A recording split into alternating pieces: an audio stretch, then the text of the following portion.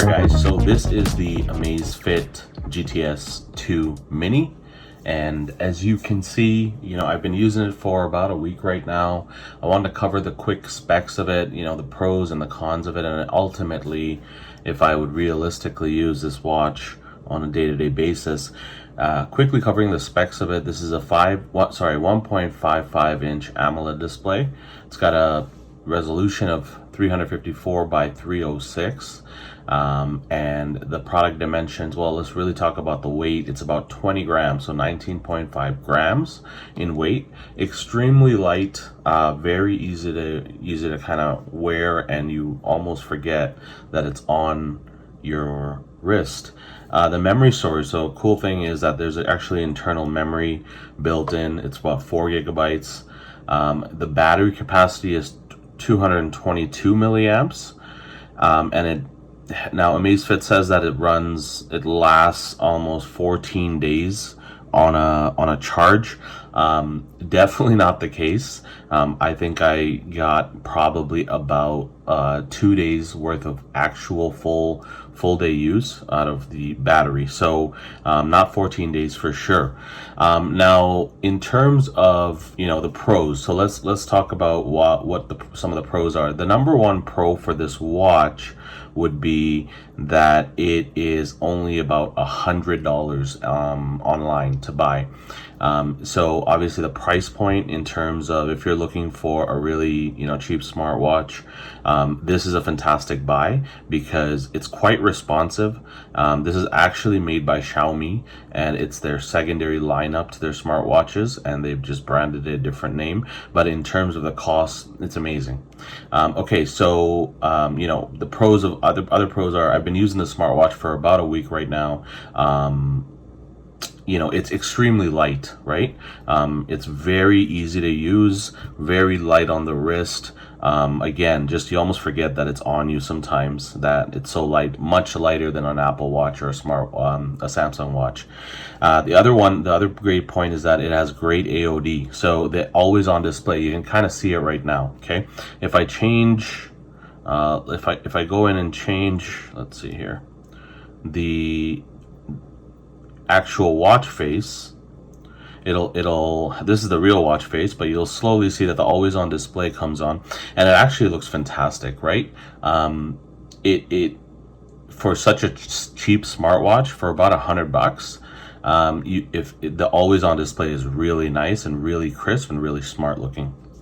Okay, so the next thing is the quick reaction of the wrist flip, right? That's one of the most important things. So if I do this and I just do this, it's always I've never seen it not do that, so I've never seen it miss. I'll just put on a different watch face just to show you guys. It does have a great wrist flip timing. So I'll put that, well, that didn't really work. Let's do this. There's the always on display for that one, and I'll do that, and there it is again on. So it's very good, quick, in the sense of that.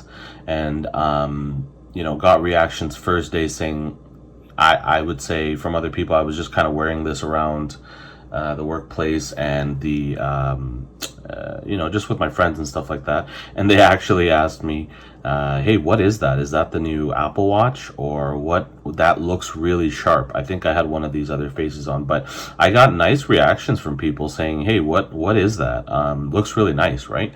So the look of it is fantastic. In terms of the price, really nice. I would honestly say the look of this watch is better than my Apple Watch, just in terms of the light design and the really thin bezels and thin sides here on there as well. Okay, so let's get to the cons. The cons are the charger is extremely bad for this. Okay, not a great charger. It's a very magnetic looking charger. It's not what you're used to in terms of major flagship watches with Samsung, Apple, and Google. Not a great charger. The next one is, couldn't find my location. So if I went here, right now, like literally, great example, the weather app is there, and it really can't find my location at all. It was kind of close, but it was off. Okay. And then the other funny thing was that it started a random workout. So it's got these activities here, and you can, obviously do a walk, outdoor running, treadmill, indoor exercise, pool. There's a bunch here, right? I think there's at least 20 plus workouts, but it started a random workout and while I was just at work, not really doing much, taking a brisk walk, but not really working out at all. And it was saying I was heavily working out. So I would say the tracking for the workout piece is a hit and miss. Gonna find that polish in terms of, I guess the easiest thing I could tell you about is look at these font styles.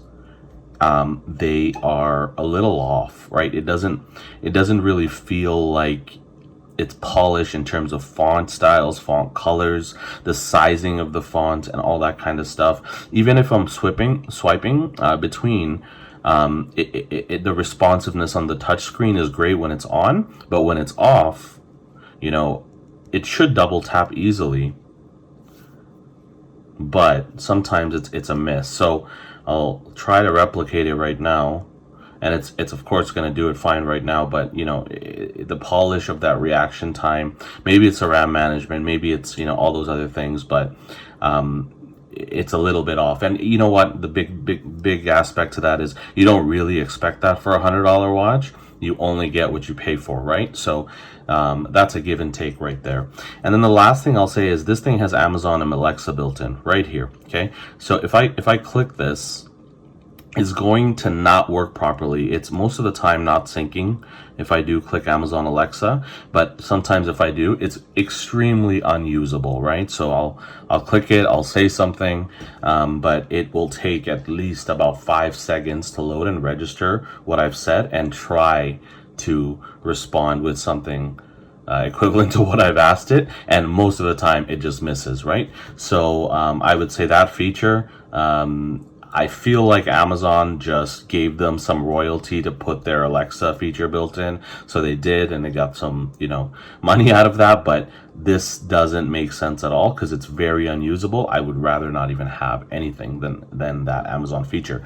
So those are kind of the cons. Now, in conclusion, okay, would I continue to use this watch as my main smartwatch? And the answer is kind of mixed, okay? The main answer is still no, but not because of a lot of the cons I just covered. The main con that I didn't cover is the notifications. So what's the first thing you think of when you think of a smartwatch? It's to get your notifications, your messages, and your calls right away, and in terms of a really convenient way to respond to them, right? This one, I would rate it a 5 out of 10 in terms of that need, right? The reason is, I'll show you right now, if I swipe up, it doesn't register a lot of the apps, firstly. And then the second thing is it doesn't come in on time. And if my notifications aren't coming in on time, then what's the point of the smartwatch, right? So I rather just look at my phone for the notifications. The only thing that I got consistently in terms of the notifications was pure phone calls. So phone calls never missed, but the notifications from my WhatsApp, my other apps, third-party applications that I use, I would say was a 50-50 hit, 50-50 chance. So, overall, I would say great buy for somebody looking for a simple smartwatch to use it just as a general use as primarily a watch and sometimes getting those notifications. But I would say there are better options out there if you're going to spend $100 to $150. The biggest thing this has going for it, the Amazfit is GTS 2 is the look. Realistically, if you're thinking about just using it as a nice looking smartwatch, that's also fine. But that's it, guys. That's the overall first impressions of the watch. If you have any questions or comments, please leave it in the comment section below. Please subscribe and like for more. And I thank you for watching. We will see you in the next one. Peace.